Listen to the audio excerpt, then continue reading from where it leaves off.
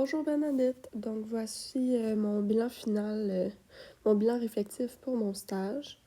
Donc je vais passer chacune des compétences une à la fois en parlant de mes défis et de mes stratégies par rapport à celles-ci.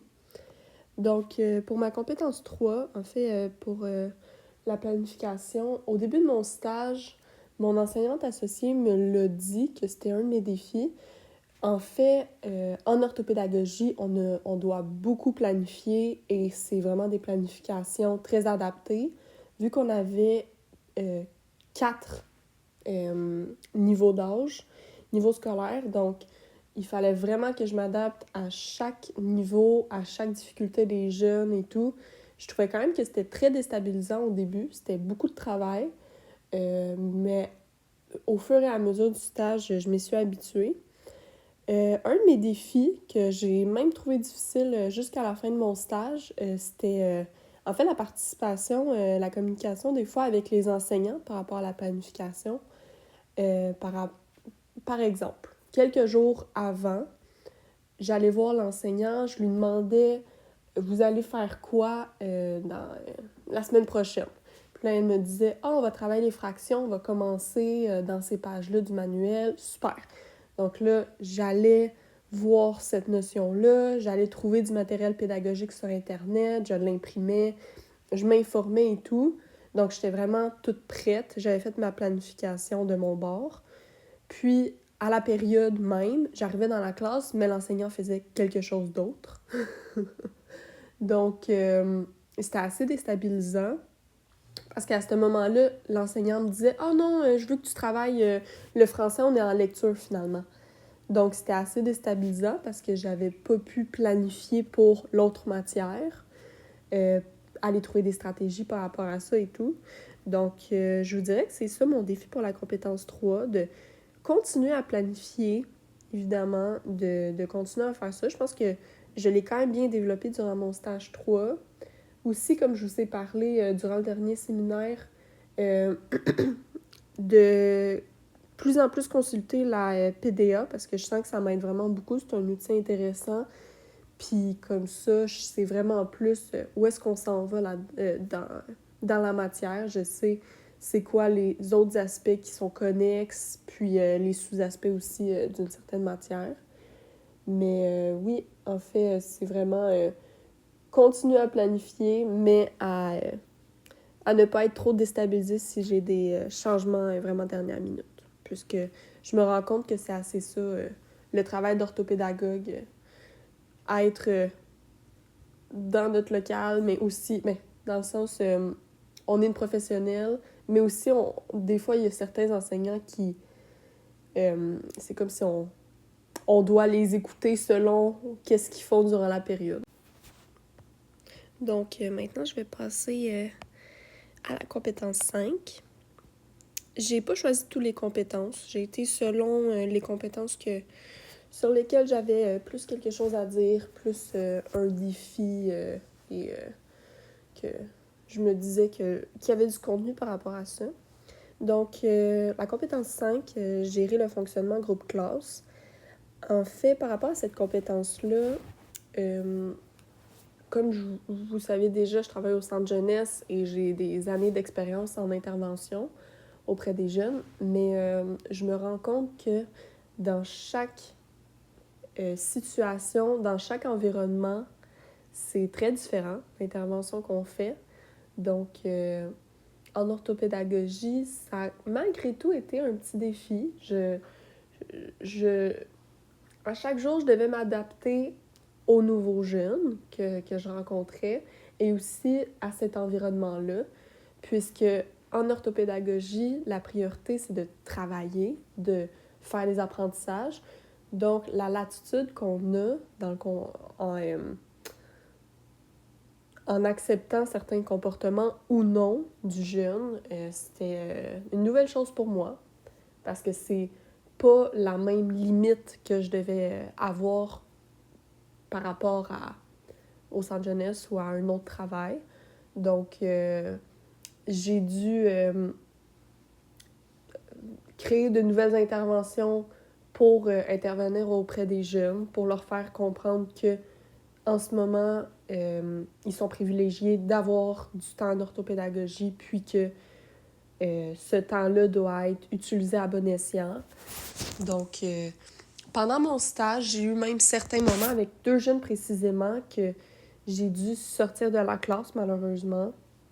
Après plusieurs avertissements, après plusieurs interventions, après leur avoir parlé puis leur avoir expliqué que leur comportement était dérangeant puis faisait perdre du temps au sous-groupe parce que à ces moments-là, je les avais avec un autre jeune aussi. Donc, cet autre jeune-là, pendant ce temps-là, attend et perd du temps d'apprentissage. Là. C'est surtout ça qui me dérange. Donc, après toutes ces interventions-là, je lui explique que je le sens pas disponible pour la période, que ça va me faire plaisir de le revoir le lendemain en orthopédagogie, ou la prochaine période qu'on va avoir ensemble, mais que pour aujourd'hui, c'est assez. Je lui ai donné assez d'avertissements et que... À ces moments-là, j'ai trouvé ça difficile. Je l'ai vu un peu comme un échec de ne pas avoir réussi à garder les jeunes dans le local malgré leur comportement, que j'ai pas, moi, réussi à les faire écouter et à... Mais malgré tout, à cet âge-là, à 9 ans, à 12 ans, c'est des humains. Je veux dire, je peux pas tout contrôler leur comportement, donc il faut que je me distancie de ça et que je m'enlève cette pression-là. Mon orthopédagogue et les enseignants de ces élèves-là m'ont confirmé que j'avais fait la bonne chose, là. Mais c'est sûr que c'est difficile parce que j'ai peur de perdre le lien avec ce jeune-là qui se disent que qu'il peut plus me faire confiance. Puis, mais finalement, les 2 jeunes avec qui j'ai fait ça, la journée d'après, je les ai repris dans mon local et c'était des plus belles périodes. Évidemment, c'est encore le même élève, là, il n'a pas changé à 100%. Mais ça a été des plus belles périodes. C'est des avertissements que les jeunes prennent plus au sérieux quand ils finissent abruptement leur période d'orthopédagogie comme ça. Donc finalement, je commence à me faire plus confiance et à me rendre compte que ça peut être la bonne chose à faire dans ce contexte-là. Simplement demander à l'élève de disposer puisqu'il n'est plus disponible. Puis des fois, c'est même bon pour lui parce que ça lui crée moins un échec. Au lieu de rester durant toute la période et de ne pas être disponible, de faire perdre le temps à l'autre élève, il peut, parce que je leur ai jamais montré comme si c'était une conséquence, je leur ai juste dit que cette période-ci, je sens pas que tu es disponible, je sens pas que t'es présent pour l'apprentissage et c'est correct. Des fois, ça arrive à certains. Donc, mes stratégies pour continuer avec ce défi-là, pour m'aider, c'est parler comme je vous ai expliqué il y a 2 minutes, parler à l'orthopédagogue ou les autres enseignants. Cette stratégie-là m'aide beaucoup parce que ça me confirme ou m'infirme que ce que j'ai fait, mon intervention était bonne ou pas. Puis, ils peuvent aussi me partager ce qu'eux, ils font et comment cet élève-là se comporte dans la classe. Par exemple, il y en a une qui est en 5e année, j'ai partagé avec son enseignante, puis je lui ai demandé « est-ce que cet élève-ci a beaucoup de comportements d'opposition dans ta classe? » Puis elle dit « Ah ouais, non, elle n'a vraiment plus depuis le début de l'année, ça va vraiment bien. » Donc, on se rend compte que c'est en orthopédagogie précisément qu'elle a des comportements d'opposition parce qu'on cible ses plus gros défis puis qu'elle se sent plus sur la défensive à cause de ça. Donc, maintenant, on va passer à la compétence 4. Mettre en œuvre des situations d'enseignement et d'apprentissage. Dans cette compétence-là, je crois que en général, je suis très à l'aise. Je pense que j'ai une bonne présence devant les élèves, que j'enseigne bien, que je donne des exemples assez concrets et tout. Le seul petit défi, je pense, le seul. Un de mes petits défis, ça serait de mieux gérer mon temps durant la période, en fait. Je travaille bien avec les élèves. C'est vraiment seulement la fin de la période que j'ai souvent de la misère, puisque je ne vois pas le temps passer. Alors, il m'arrive souvent de me faire surprendre par la cloche. Donc, à ce moment-là, je n'ai pas le temps de conclure bien la période, de bien reprendre les élèves pour leur jaser de ce qu'on a fait et tout. Donc, ça serait quelque chose... En fait, j'ai essayé de le pratiquer durant mon stage. Mon truc, c'était de... Pardon. Mon truc, c'était de me mettre une alarme sur mon téléphone.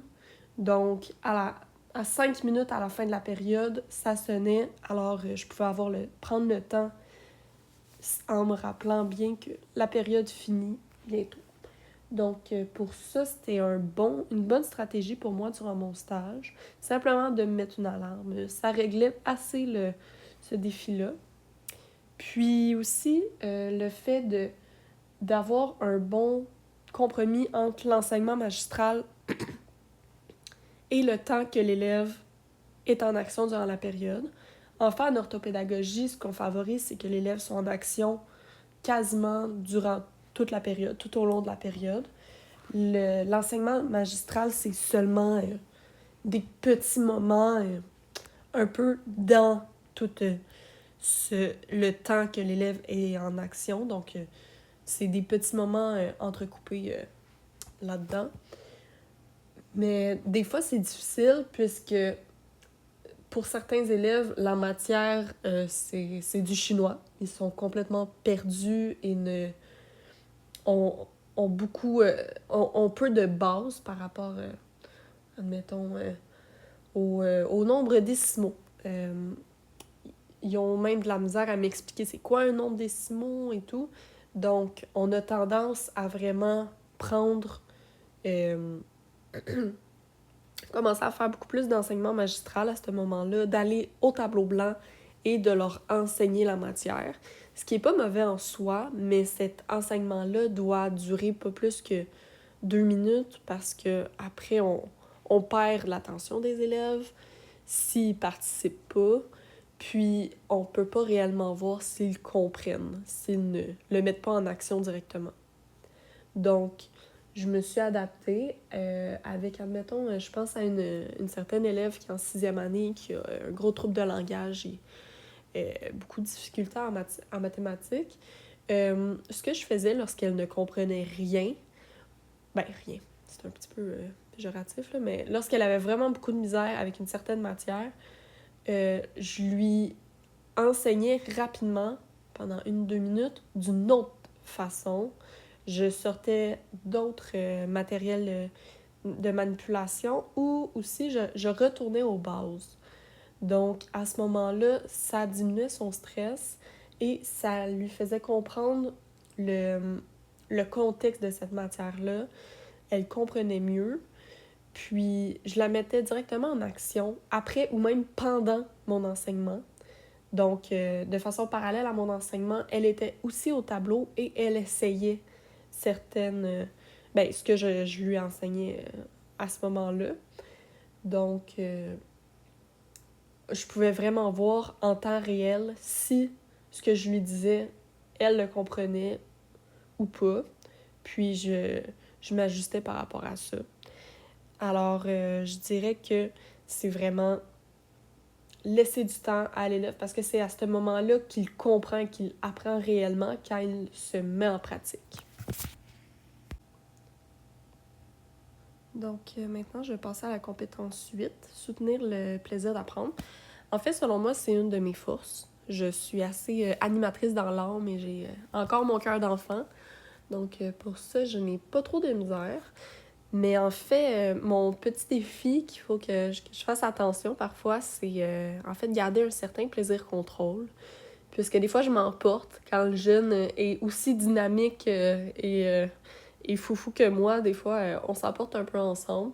Donc, évidemment, c'est mon rôle de nous ramener dans l'apprentissage et de faire un bon entre-deux. Donc, apprendre dans le plaisir, mais pas seulement avoir du plaisir.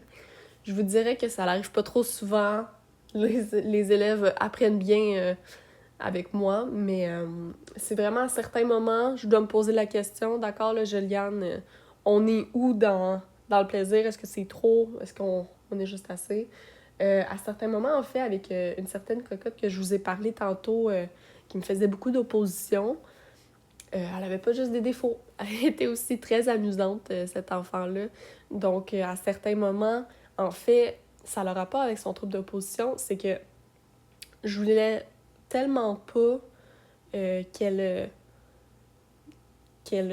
s'ennuie dans la période et qu'elle trouve que c'est difficile et qu'elle tombe dans l'anxiété de performance que je misais beaucoup sur le plaisir pour la garder avec moi dans l'apprentissage. Donc, à certains moments, elle partait dans ses folies, puis je la suivais un peu pour qu'elle puisse avoir du plaisir et que la période reste légère, puis que c'est ça, qu'elle ait le goût de venir en orthopédagogie. Mais à certains moments, tu sais, c'est correct. Je vais continuer à avoir du plaisir avec les jeunes, mais il faut vraiment les ramener assez rapidement afin de faire la tâche prioritaire, soit l'apprentissage. Puis la stratégie pour m'aider, ça serait...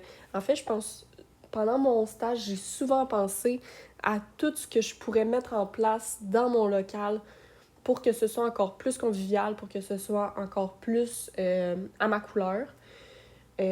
Puis aussi, je m'en suis rendu compte plus à la fin de mon stage, lorsque j'ai fait beaucoup plus de planification, que j'allais chercher des activités, que j'en créais, et je voyais la réaction des jeunes. Il y avait beaucoup de plaisir parce que j'allais, selon leurs intérêts à eux, selon les intérêts des jeunes de cet âge-là, et ça fonctionnait vraiment.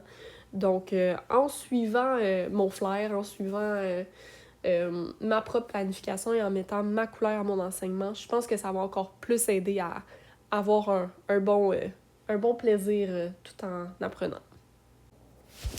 Donc, je vais aller à la dernière compétence. En fait, j'en ai déjà parlé, là, de... C'est pas directement s'engager au sein de l'équipe école qui était mon défi. Ça, j'ai participé à des potlucks avec les enseignants. Je dînais avec eux. Puis j'ai été dans plusieurs comités et rencontres. Mais en fait, c'est lorsque j'allais chercher les élèves en classe, c'était parfois un petit peu plus... je sais pas comment dire... les enseignants n'étaient pas toujours ouverts au fait que je prenne leurs élèves à ces périodes-là. Pourtant, ils avaient un horaire très bien détaillé par mon orthopédagogue euh, qui, euh, qui nommait chaque période qu'on allait chercher leurs élèves. Je peux comprendre qu'une enseignante ait organisé, a fait sa planification et là se dit qu'elle va devoir reprendre certaines matières avec l'élève que je prends en orthopédagogie.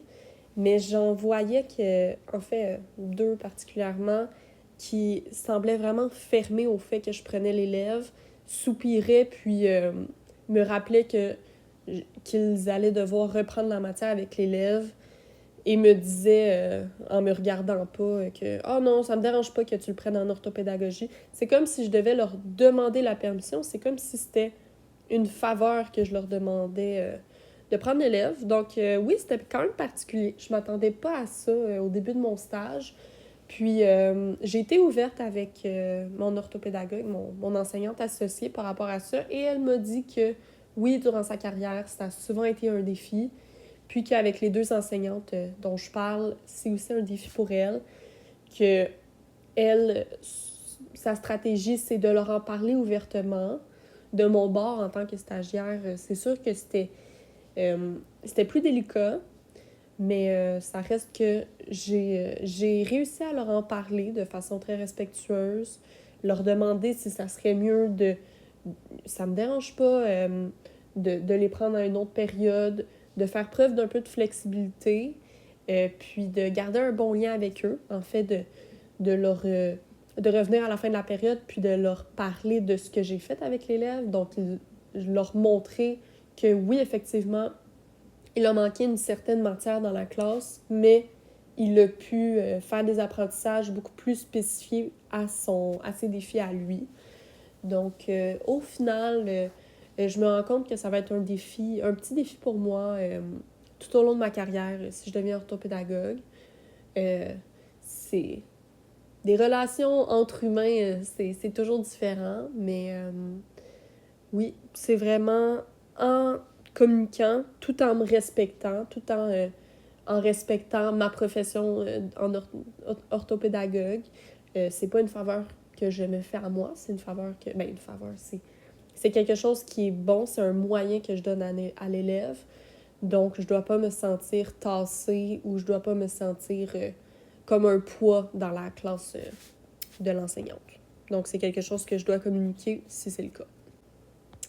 Pour ce qui est de l'image de l'enseignant, j'ai été la relire tantôt et je vous dirais que ça représente assez bien ma vision de mon stage 3. Donc, je savais que j'allais aller en orthopédagogie et dans l'image de l'enseignant, j'avais spécifié que je croyais que j'allais apprendre beaucoup plus à planifier, que j'allais découvrir beaucoup plus de ressources pédagogiques et didactiques afin d'aider les élèves, de me sentir beaucoup plus outillée pour leur enseigner, puisque j'avais déjà un bon bagage en intervention, mais là, c'était vraiment l'étape d'enseigner et de pouvoir répondre aux besoins d'apprentissage des élèves, hein, avec des élèves qui ont de la difficulté, comment aller plus loin qu'une enseignante régulière, comment adapter, aller trouver des outils et des moyens pour vraiment les aider dans leurs défis.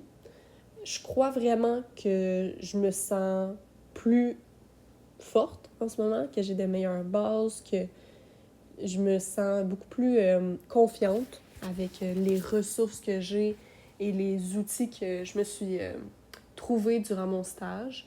Donc pour ça, je suis vraiment contente. Je me sentirais beaucoup plus confiante à avoir une classe demain. Je saurais que je serais capable d'enseigner à ces élèves-là de façon, de façon adéquate. J'aurais assez de ressources et je me sentirais assez outillée. Donc, aussi, j'avais écrit que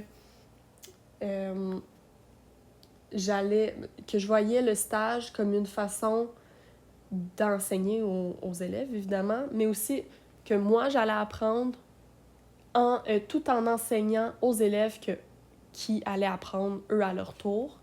Puis cette phrase-là, je l'ai beaucoup répétée durant mon stage aux élèves, lorsque je me présentais à eux ou lorsque je leur répétais le but de l'orthopédagogie quand ça allait moins bien ou à différentes occasions. Il y en a même certains qui me l'ont répété, cette phrase-là, à différents moments. Donc, je trouve que c'est vraiment intéressant parce que ça montre à l'élève que c'est pas seulement lui qui a des choses à apprendre, qui a des difficultés ou qui est dans l'apprentissage. Donc, je crois que ça leur enlevait de la pression de se dire que, ah d'accord, Madame Joliane aussi, en ce moment, elle apprend, elle fait de son mieux, je fais de mon mieux, on va faire une belle période ensemble. Donc, c'était vraiment être ouvert avec l'élève et lui montrer que rien n'est parfait. L'enseignante devant lui non plus est loin d'être parfaite et tout au long de sa carrière dans l'apprentissage, elle aussi. Donc, merci, bonne journée.